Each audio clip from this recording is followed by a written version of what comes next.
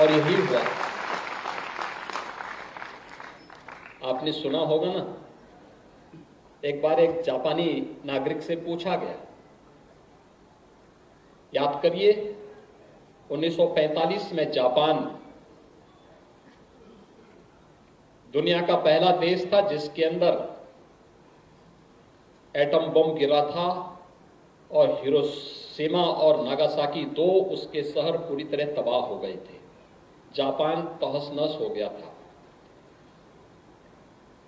1945 में जो जापान एक प्रकार से बर्बाद सा हो गया था, वह जापान दुनिया के विकसित देशों में खड़ा है। एक जापानी नागरिक से पूछा गया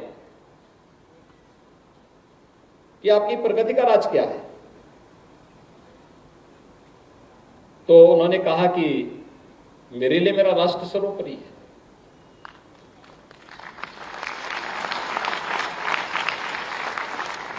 उनसे पूछा गया कि भाई आप भगवान बुद्ध के अनुयायी हैं।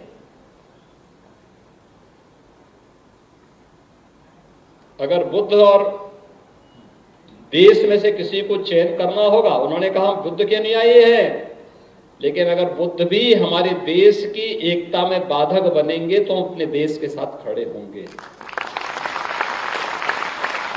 अनुयायी होना दूसरी बात है, लेकिन जब देश की बात आएगी तो हमारे लिए नेशन फर्स्ट होगा, पहला होगा, देश पहले होगा।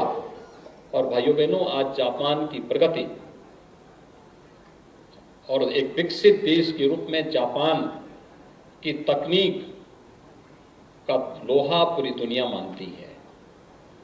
हिंदुस्तान को भी, भारत को भी अगर एक विकसित राष्ट्र के रूप में खड़ा होना है, हर भारतवासी का एक ही दायित्व होता है और होना चाहिए कि हम नेशन फर्स्ट की इस थ्योरी को अपने जीवन का हिस्सा बनाएं। क्योंकि जब हम इस मार्ग का अनुसरण करेंगे तभी भारत को दुनिया की एक महाशक्ति के रूप में स्थापित कर पाएंगे। और जब एक ताकतवर कोई होगा तो याद करना, उसका कोई विभाजन नहीं कर पाएगा, उसको कोई तोड़ नहीं पाएगा।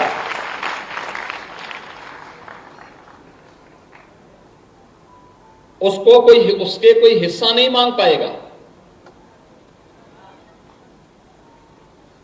और याद रखना, ताकतवर की हमेशा पूजा होती है।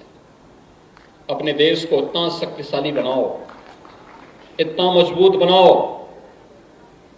कि जो ये विकृतियां आतंकवाद के रूप में, उग्रवाद के रूप में, अलगाववाद के रूप में घुसती हैं, इस कुछ कुरीतियां हैं, कुछ विकृतियां हैं, इन विकृतियों का समाधान, इन बीमारियों का समाधान स्वयं ये देश अपने आप ही निकाल ले।